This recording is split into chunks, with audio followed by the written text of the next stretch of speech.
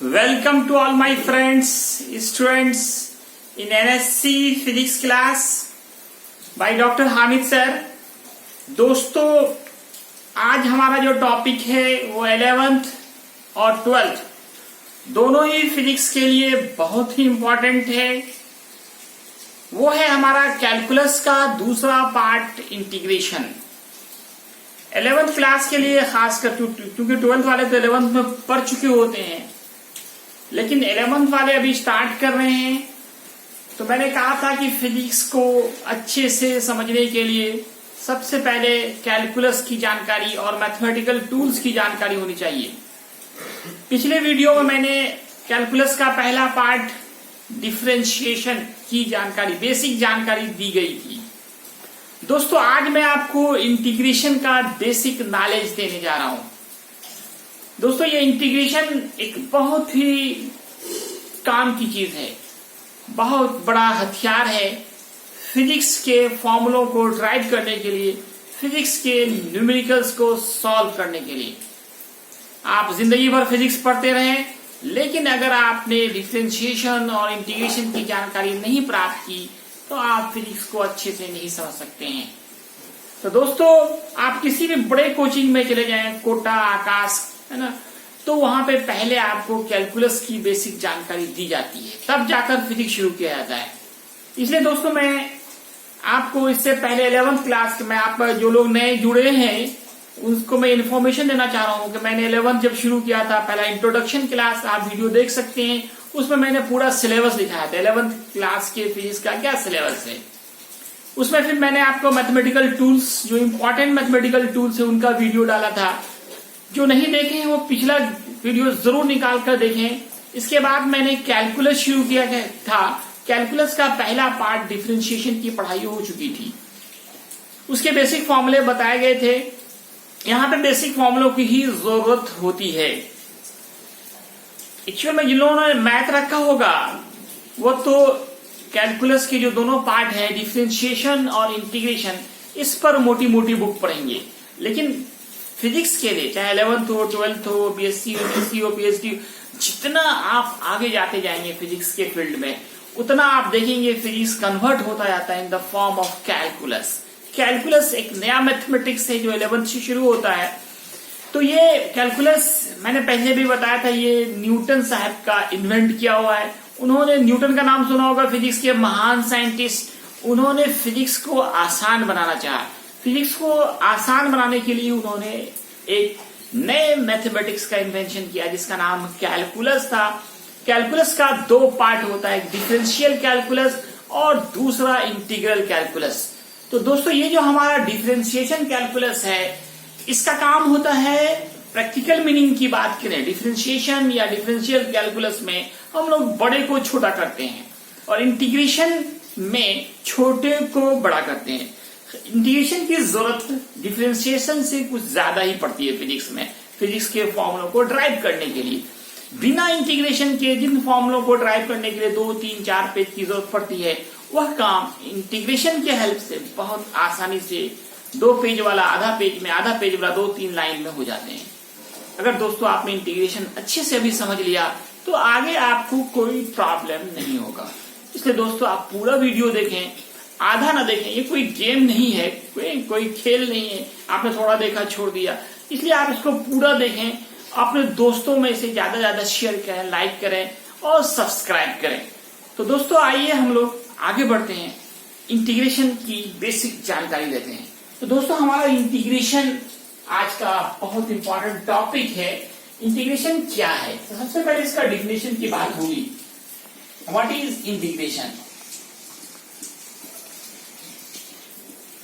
हिंदी में इसे समाकलन कहते हैं, समाकलन। ये एक तरह से कह सकते हैं आपकी जोड़ का ही दूसरा नाम है, समेशन का ही एक दूसरा फॉर्म, मॉडर्न फॉर्म आपका इंटीग्रेशन है।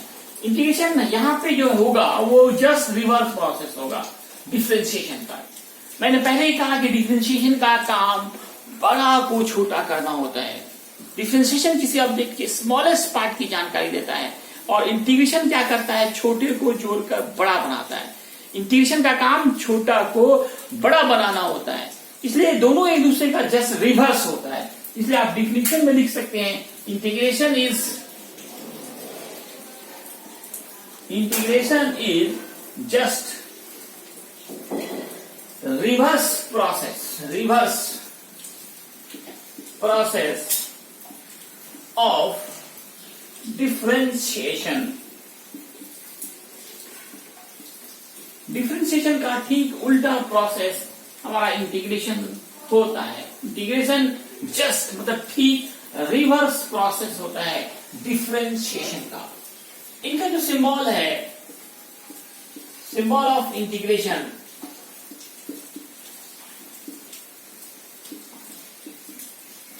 सिंबल कैसे बनाएंगे इंटीग्रेशन का? तो आप एक लंबा एस लिख सकते हैं, लॉन्ग एस कर सकते हैं, एस को लंबा करके लिखते हैं। ये सिंबल इंटीग्रेशन का होगा। ये साइन जो है वो इंटीग्रेशन कहलाता है। लॉन्ग एस, लंबा एस, या जैसे पंखा लगाते हैं लटकाते हैं ना हुक से, जस्ट लाइक हुक बनाते हैं आप, ये साइन जहां भी होगा तो आप समझ जाएंगे इंटीग्रेशन होगा।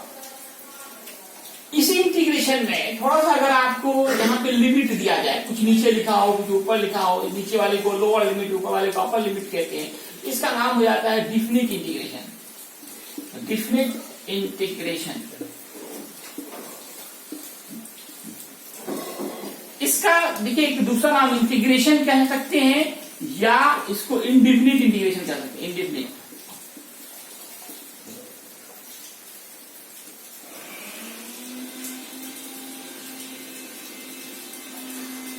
अगर इंटीग्रेशन के साथ साथ यहां पे क्लोज दिया जाए, इसको कहते हैं इंटीग्रेशन ऑफ क्लोज सरफेस।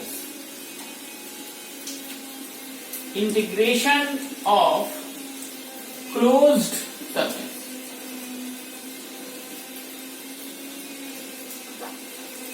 ये तीन तरह के फॉर्म्स आपको दिखेंगे। ये वाला खासकर 12th में दिखेगा आपको, integration of close surface. Gauss theorem में जैसे अभी 12th में पढ़ाया जा रहा है, आप देख सकते हैं वहां पे भी इस टाइम यूज किया गया है। क्लोज सरफेस जैसे एस्फीयर, सिलेंडर, कोन, उनके लिए करना पड़ता है, तो वहां पे हम लोग इस तरह का साइन यूज करते हैं। दोस्तों इंटीग्रेशन क्या है उसको आप एक एग्जाम्पल से समझिए। इंटीग्रेशन है क्या, इसका प्रैक्टिकल मीनिंग क्या है। इसके लिए मैं एक बड़ी सी लकीर ले रहा हूं। इसकी लंबाई मान लो x है। आपने अब क्या किया, इसको छोटे छोटे पीस में कट कर दिया। इस पूरे रड को छोटे छोटे पीस में, छड़ को, मान लकड़ी का ही छड़ है, इसके छोटे छोटे पीस में आपने इसको कट कर दिया। हर पीस मान लो जाए dx का, हर एक पीस का जो थिकनेस है वो dx, हर एक पीस का। पहले क्या किया, आपने इसे छोटे छोटे पार्ट में डिवाइड किया। फिर आपने क्या किया, इन सारे छोटे पार्ट्स को ऐड कर दिया, dx plus dx plus dx plus dx plus dx plus dx plus, सबको आपने ऐड कर दिया। जितने भी टुकड़े हैं सबको ऐड कर दें। जितने ये छोटे छोटे पीस हैं, पहले आपने पीस किया, फिर सबको एक साथ जोड़ दिया। तो इन सारे dx को जोड़ने के बाद हमारा ये फुल लेंथ फिर कितना हो जाएगा दोस्तों, x हो जाएगा। यहां पे मैं x लिख दूंगा। तो इसे आप मैथमेटिकल फॉर्म या इंटीग्रल फॉर्म में कैसे लिखेंगे दोस्तों? इसके लिए आप एक साइन डालें इंटीग्रेशन का और एक dx लिख दें। ये तो कितने सारे dx होंगे, उनको लिखना एक बहुत मुश्किल काम होगा। इसको आसान कैसे बनाया जाए, इसी के लिए ये न्यूटन साहब का अप्रोच किया हुआ है कि आप एक साइन दें इंटीग्रेशन का और एक dx लिख दें और इक्वल करके आप x लिख सकते हैं। Integration of dx is x। That is the first formula। dx क्या हुआ, आप देख सकते हैं ये स्मॉल पीस है, उसको आपने इंटीग्रेट कर दिया, x बन गया। x हमारा क्या है, बड़ा है। इंटीग्रेशन का प्रैक्टिकल मीनिंग यही है, इंटीग्रेशन छोटे को बड़ा कर देता है। dx छोटा पीस है, उसको जब इंटीग्रेट किए तो बड़ा बन गया। तो दोस्तों इसे आप पूरा नोट करें, इसका स्क्रीनशॉट दिलाया जाए।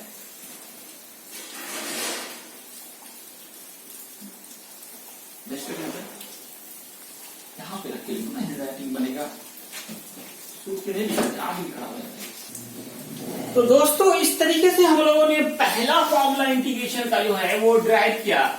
ये first formula of integration and it is most important formula of integration, integration of dx। इसको पढ़ना भी सीखें आप, इस साइन का नाम इंटीग्रेशन है। Integration of dx is x, integration of dx is x, it is the first formula of integration. इस पे बेस्ड मैं एग्जांपल देना चाहूंगा। अगर आपसे पूछा जाए इंटीग्रेशन ऑफ dv, क्या होगा दोस्तों? dx का x हुआ तो dv का क्या होगा? v होगा। ds का क्या होगा? बोले दोस्तों x। dt का क्या होगा? t। du का क्या होगा? इंटीग्रेशन ऑफ dn क्या होगा? n हो जाएंगे। dt हो तो t हो जाएंगे। ये हमारा पहला फॉर्मूला था। इसी में याद रखें कि अगला नेक्स्ट फॉर्मूला जो होगा इंटीग्रेशन के साथ साथ इसी तरह से, अगर dp भी रहे तो p लिखेंगे आप। ये सारे एग्जांपल्स हो गए। नेक्स्ट फॉर्मूला, ये फॉर्मूला नंबर 1 हो गया आपका। फॉर्मूला नंबर 2 में कि अगर कोई कांस्टेंट आ जाए, k dx हो, k मीन्स यहाँ पे कांस्टेंट है, ये पूरा कांस्टेंट आपका सेम रहेगा। पूरे इंटीग्रेशन में जो भी कांस्टेंट आए, अचर राशि आए, उसमें कोई परिवर्तन नहीं होगा। और dx का आप x लिखेंगे, dx का क्या लिखेंगे? x, kx। ये अलग से बात है कि इन सब में आप देखेंगे c लगा रहता है, c। जनरली ये c का मान 0 होता है, इसलिए हम लोग उसको नेगलेक्ट करके चलते हैं। कहीं कहीं पे c का मान भी आपको निकालना पड़ता है। जैसे इंटीग्रेशन ऑफ dx x हुआ तो x प्लस c भी आप लिख सकते हैं। इन सब में c जोड़ा जा सकता है।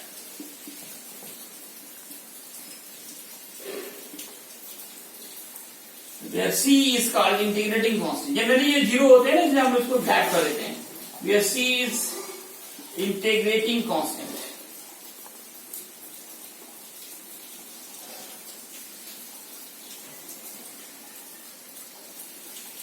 इसमें दोस्तों मैं एग्जांपल देना चाहूंगा। जैसे इंटीग्रेशन 5x dx है, तो 5 इज कांस्टेंट, मैं 5 dx ले रहा हूं। पहले छोटा एग्जांपल से शुरू कर रहा हूं। 5 dx है तो 5 कांस्टेंट है तो 5 होगा। dx का क्या होगा? x और प्लस c लिख देंगे आप। मान लीजिए 6 dt है तो 6 होगा और dt का t होगा, प्लस c लिख सकते हैं। इंटीग्रेशन r स्क्वायर dx है, r स्क्वायर है, dx ये मैच नहीं हो रहा है, इसको कांस्टेंट कहेंगे। ये r स्क्वायर होगा, dx का x होगा, प्लस c लिख सकते हैं। इसी तरह से अगर a स्क्वायर b क्यूब और आपको मान लो यहाँ पे dx है, फिर ये a स्क्वायर होगा, b क्यूब होगा, dx का x होगा। इस तरह से अगर बहुत सारे हो 1/4 pi epsilon not g m1 m2, या फिर मैं कांस्टेंट ही यहाँ पे लेके दिखा रहा हूं, g रहे, है ना, k रहे, है ना, या q1 रहे, q2 रहे, और यहाँ पे आपका dx है, तो कोई मैचिंग नहीं हो रहा है, तो सारे कांस्टेंट बाहर जाएंगे, k बाहर जाएंगे, q1 q2 बाहर जाएंगे, सब कांस्टेंट मानेंगे और dx का x लिख देंगे। मतलब जितने भी कांस्टेंट हो, चाहे वो किसी फॉर्म में हो, वो कांस्टेंट ही रह जाता है, इसमें कोई परिवर्तन नहीं कर सकते। इन सब में आप c लिखेंगे। c का नाम क्या लिया? Where c is called integrating constant. c का नाम इंटीग्रेटिंग कांस्टेंट होता है, इंटीग्रेटिंग कांस्टेंट। एक और तीसरा फॉर्मूला मैं यहां पे दिखाना चाहूंगा। थर्ड फॉर्मूला, कि अगर कोई वेरिएबल हो, कोई फंक्शन हो x का और d के साथ भी x हो, ये मैचिंग हो रहा हो, मैचिंग का खास ख्याल रखते हैं हम लोग। देखिए आप कपड़ा खरीदते हैं, उसमें भी मैचिंग टेस्ट होते हैं, तो इंटीग्रेशन में भी मैचिंग का खास ख्याल रखना है। ये साइन आपका इंटीग्रेशन का है, ये x to the power n है और d के साथ x, ये दोनों मैच कर रहा है, तो इसका पावर जितना है उसमें 1 प्लस करेंगे, बाई n प्लस 1 करेंगे, प्लस वही c डालेंगे आप। c is called integrating constant.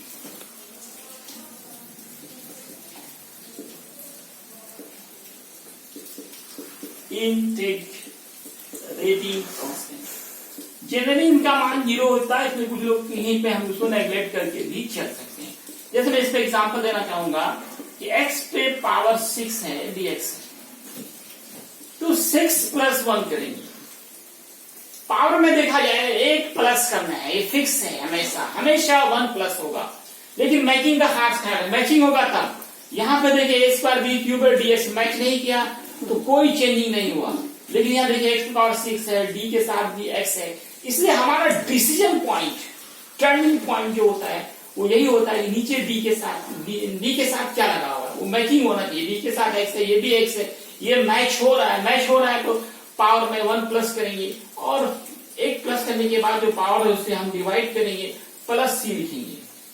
ये हमारा होगा x⁴ 7/7 + c।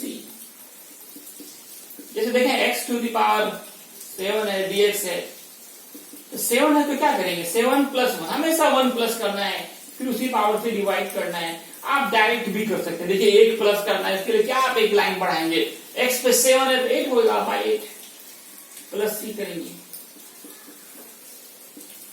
अगर आपका मान लो t⁴ 4 है और dt है, यहाँ पे देखिए ये मैच कर गया, dt है, t है, तो हमारा जो पावर है उसमें 1 प्लस होगा, 1 प्लस होगा तो 4 है तो 5 होगा, बाई 5 करेंगे और +c करेंगे। इसी तरह से मैं अगर दे रहा हूं नेक्स्ट एग्जाम्पल कि x dx है, तो अब यहाँ पे x पे कोई पावर नहीं है, कहीं पे कोई पावर नहीं है तो वहां एक पावर है। जहां पे कहीं पे भी अगर कोई पावर नहीं है, एक पावर, एक शक्ति, एक अल्लाह वहां पे होता है, एक ईश्वर होता है वहां पे। तो यहाँ x पे कोई पावर नहीं है, एक पावर हमेशा छिपा हुआ होता है, इसमें 1 प्लस करेंगे, 1 तो 2/2 + c करेंगे। तो दोस्तों पहले आप इसे अच्छे से नोट कर लें, इसका स्क्रीनशॉट दिलाया जाए।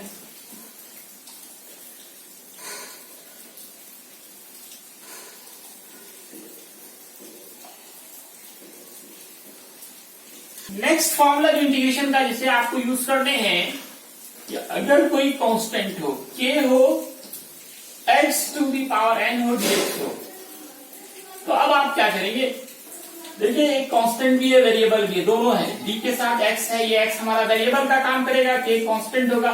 मैंने पहले ही कहा कि पूरी इंटीग्रेशन में जो कांस्टेंट है वो कांस्टेंट ही रहता है।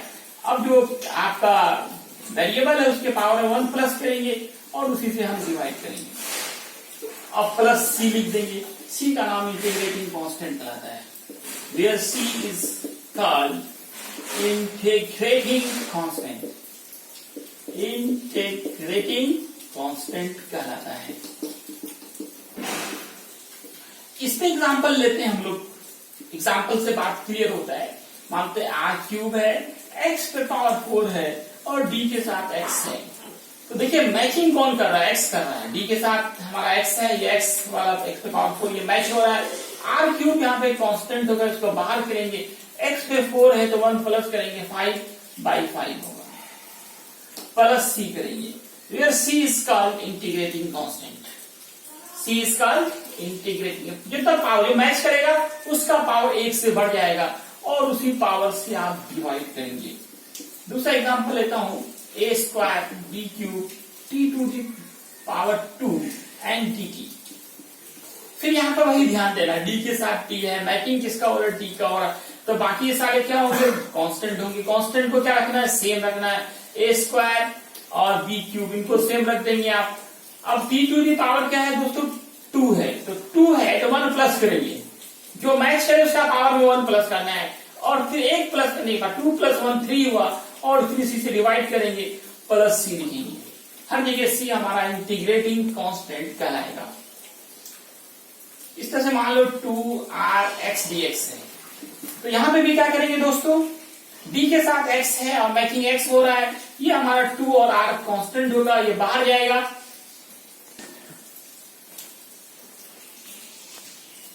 तो दोस्तों यहाँ पे 2rx dx है, थर्ड एग्जांपल लिया जा रहा है। x के पावर कितने हैं, 1 है, ये 2 और r ये जो है आपका कांस्टेंट हो गया, सेम होगा। x पे कोई पावर नहीं है, कुछ नहीं, कहीं पे मैंने पावर कहा कोई पावर नहीं, तो 1 पावर छिपा होता है, तो 1 में 1 ऐड करेंगे, 2 होगा, 2 करेंगे, फिर ये हमारा कैंसिल हो जाएगा। इस तरह से आर एक्स स्क्वायर प्लस सी लिखेंगे। इस तरह से बड़ा बड़ा एग्जाम्पल भी हो सकता है। जैसे आपको ग्रेविटेशन चैप्टर में इस तरह का इंटीग्रेशन मिलेगा, एक्स स्क्वायर डी एक्स। इसको कैसे सॉल्व करेंगे? अब यहाँ पे एक्स स्क्वायर नीचे है और यहाँ पे डी एक्स ऊपर है। ये जी m1 m2 ये सारे कांस्टेंट हो गए, इसको आप बाहर कर दिए। इसको डबल स्टेप में कर सकते हैं। एक बार में कांस्टेंट इसको बाहर कीजिए। x पावर नीचे +2 है, इसको ऊपर ले जाइए।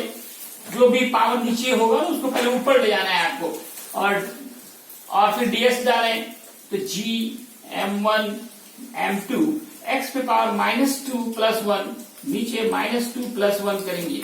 जितना पावर हमने हमेशा कहा कि जो भी पावर है, चाहे पावर प्लस में या माइनस में, उसमें हमेशा 1 प्लस करना है, 1 प्लस करना है, फिर उसी पावर से डिवाइड कर देना है। इस तरह से g m1 m2 x to the power -1 नीचे -1। इस तरह से आप इसको अरेंज कर दीजिए। इसको फिर नीचे लिख सकते हैं -g m1 m2 by x कर सकते हैं। तो दोस्तों मेनली जो यूज होते हैं, ये 4 फॉर्मूले यूज होते हैं। ये 4 फॉर्मूले आपको पता है, लेकिन कुछ और फॉर्मूले का भी यूज होगा। जितने फॉर्मूले यूज हो सकते हैं इंटीग्रेशन में, मैं उन्हें एक जगह कलेक्ट करना चाहूंगा ताकि आपको आसानी से आप उन फॉर्मूलों को याद करें। पहला फॉर्मूला तो आपने क्या लिखा? पहला फॉर्मूला दोस्तों याद हो गया। फर्स्ट फॉर्मूला जो इंटीग्रेशन का देखा, integration of dx that is x और प्लस यहाँ पे क्या डालते हैं c। दूसरा फॉर्मूला कांस्टेंट वाला था k dx kx plus c। तीसरा फॉर्मूला आपने क्या देखा?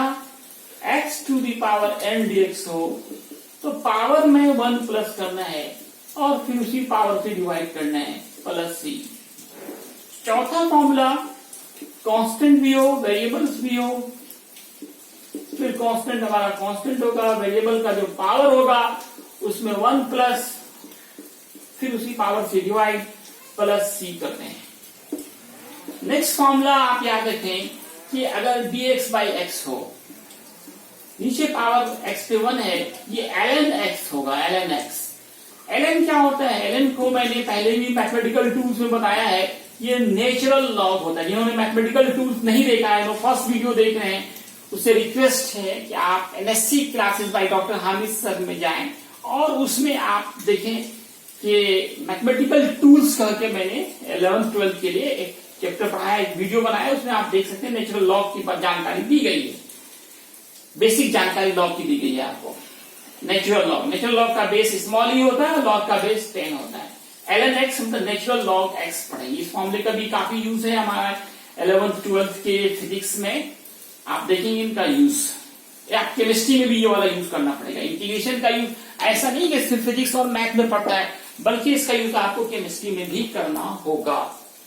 नेक्स्ट फॉर्मूला दोस्तों, आप कुछ साइंस का जो फंक्शन, ट्रिग्नोमेट्रिकल फंक्शन, उसका भी याद रखें कि साइन एक्स dx हो तो इनका differentiation integration minus cos x होगा, और अगर आपका cos x हो, cos x dx, इसका sin x होगा। इसी तरह से इंटीग्रेशन अगर आपका tan x dx है, इनका होगा sec स्क्वायर x। फिर इंटीग्रेशन sin kx dx हो, sin kx है minus cos kx by k करेंगे, cos kx dx हो, इसको कहेंगे sin kx बाई k। हर जगह आप प्लस c लिख सकते हैं, जिसका नाम इंटीग्रेटिंग कांस्टेंट होता है। कुछ और फॉर्मूले हैं, ज्यादा फॉर्मूला नहीं है यहाँ पे हमारे पास। 11th ये फॉर्मूले तो बहुत होते हैं, पूरी मोटी सी बुक पढ़नी पड़ती है, लेकिन उतना मैं आपको टेंशन नहीं दे रहा हूँ। मैं उतना ही फॉर्मूले लिखा रहा हूँ जिससे आपको फिजिक्स में और केमिस्ट्री में दोनों जगह में कोई प्रॉब्लम ना हो। Integration e to the power x dx हो, एक्सपोनेंशियल फंक्शन कहलाता है, ये सेम होगा e to the power x ही होगा आपका, और integration e to the power kx dx हो तो आपका e to the power kx by k करेंगे। अब प्लस c लिखना ना भूलें। जो कांस्टेंट आ गया ना, फंक्शंस के अंदर जो कांस्टेंट आता है, यहाँ पे देखिए साइन के एक्स फंक्शन के अंदर क्या आ गया है, तो इस के को 2 बार लिखना पड़ता है। माइनस कॉस के एक्स बाई के करेंगे, कॉस के एक्स है तो साइन के एक्स बाई के करेंगे, इधर के एक्स है इसको के को 2 बार लिखना पड़ेगा।